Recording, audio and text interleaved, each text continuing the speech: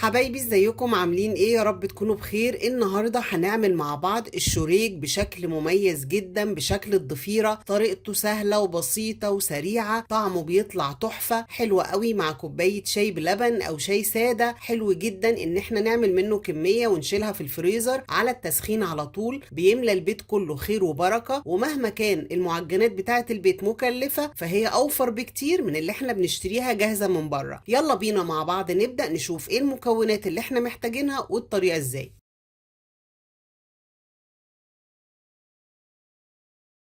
في بولة العجان معايا هنا كيلو من الدقيق المنخول. الكيلو دقيق 8 كوبايات بكوباية الشاي العادية اللي موجودة في كل بيت. هضيف عليه معلقة كبيرة خميرة 10 جرام ومعلقة كبيرة من البيكنج باودر. هضيف كمان 3 معالق كبار من اللبن البودر لو متوفر، ولو مش متوفر ممكن نستغنى عنه. وهضيف كوباية من السكر، نص كوباية خليط بين الزيت والزبدة، ممكن الزيت والسمنة، ممكن زيت بس حسب اللي متوفر طبعا في كل بيت.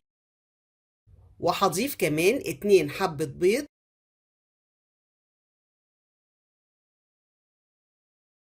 معلقة صغيرة من الفانيليا، ومعلقة كبيرة من الخل. وكده هنضمن ان مش هيكون في اي ريحة تضايقنا من البيض. واخر اضافة معايا كوباية وتلات ارباع الكوباية من اللبن الحليب الدافي. ودي كده كل مكوناتنا، ويلا بينا مع بعض نشغل العجان. هشغل العجان وهتابع العجينة كويس قوي، لو لقيتها محتاجة اي سوائل تاني هضيف بس بكميات قليلة جدا.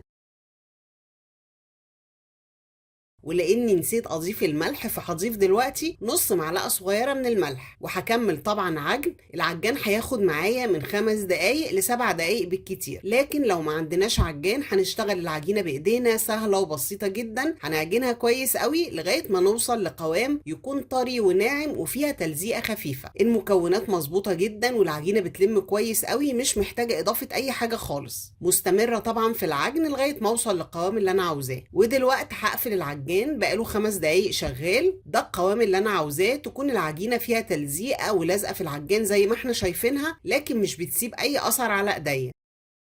هسيب العجينه زي ما هي في العجان وهغطيها بفوطه من فوط المطبخ ترتاح بس 10 دقايق، وهكمل شغل على طول. وبعد ما عدى 10 دقايق تقريبا هنزل بالعجينه على الرخامه وهقطعها لقطع صغيره.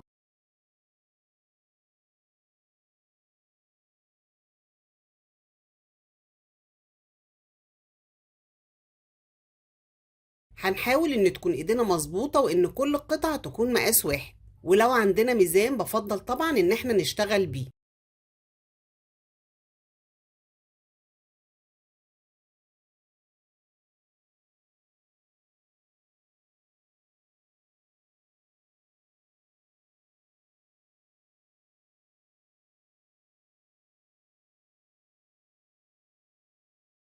لغاية ما خلصت تقطيع الكمية كلها انا قطعتها ل 54 قطعة، وزنها ما بين 32 ل 35 جرام بالكتير. هغطيها دلوقتي بكيس من اكياس التلاجة عشان الوش بتاعها ما ينشفش، وهبدأ شغل على طول. باخد 3 قطع من العجين ببرمهم الاول على ايديا، وبعد كده ببرمهم على الرخامة.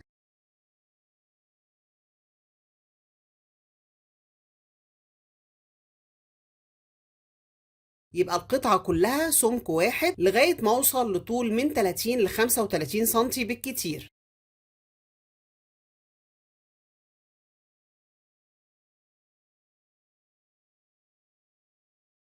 وهضفرهم بالشكل الطبيعي اللي احنا متعودين عليه، بنبدل بس بين الخطوط. الضفيرة سهلة وبسيطة وسريعة جدا.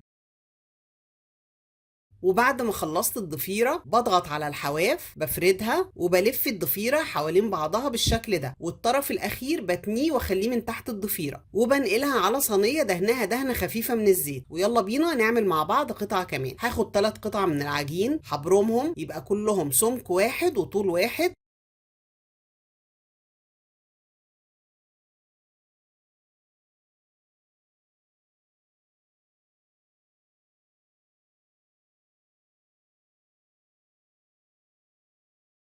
هثبت ال3 قطع مع بعض، هعمل تبادل بين الخطوط بشكل الضفيرة.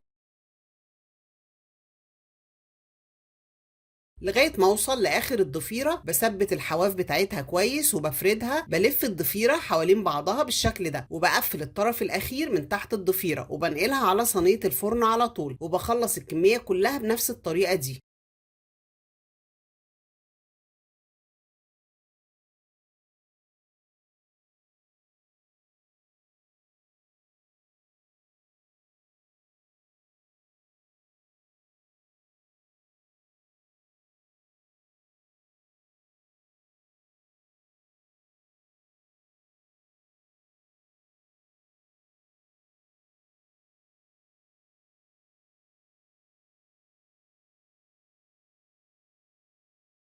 ولو الضفيرة صعبة علينا أو مش حابين نعملها، هنشتغل الشريك بالشكل التقليدي. هناخد قطعة من العجين واحدة وهنبرمها وهنلفها حوالين نفسها بالشكل ده وعلى صينية الفرن على طول.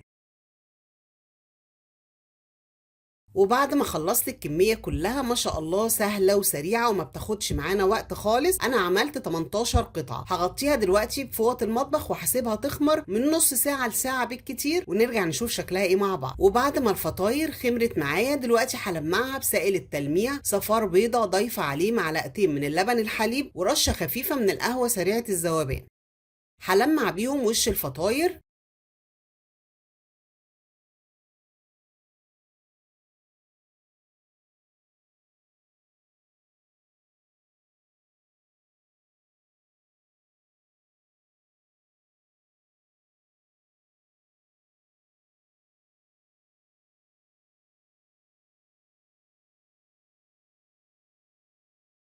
ورشة من السكر الخشن بيدي شكل حلو قوي شبه قطع الكريستال بالظبط. وكده خلاص احنا جاهزين ان احنا ندخل الصواني الفرن. مشغلة الفرن ومسخناه على درجة حرارة 200. هدخل الفطاير الفرن لغاية ما تستوي وتاخد درجة لون حلوة من تحت، وهفتح لها الشواية تاخد درجة لون حلوة من على الوش. هدخلها الفرن ونرجع نشوف شكلها ايه مع بعض.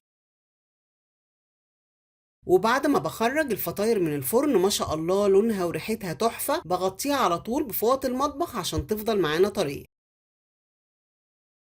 ودي كده الكمية كلها، ما شاء الله 18 قطعة من الفطاير، سهلة وسريعة وطعمها تحفة. أتمنى تجربوها.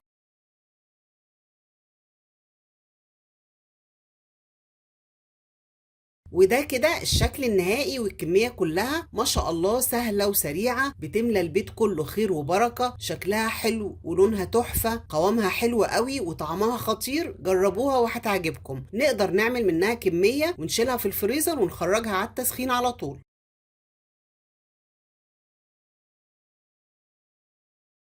حبايبي وبكده خلاص خلصت وصفتي للنهارده. فطاير الشوريك بطريقه سهله وسريعه وشكل مميز جدا، هتملى البيت كله خير وبركه. هتنفعنا مع الشاي والشاي بحليب للفطار وللعشاء. اتمنى تجربوها وان شاء الله تعجبكم. ولو الفيديو عجبكم ما تنسونيش باللايك والشير والسبسكرايب علشان القناه تكبر بيكم. واشوفكم على خير في فيديو جديد.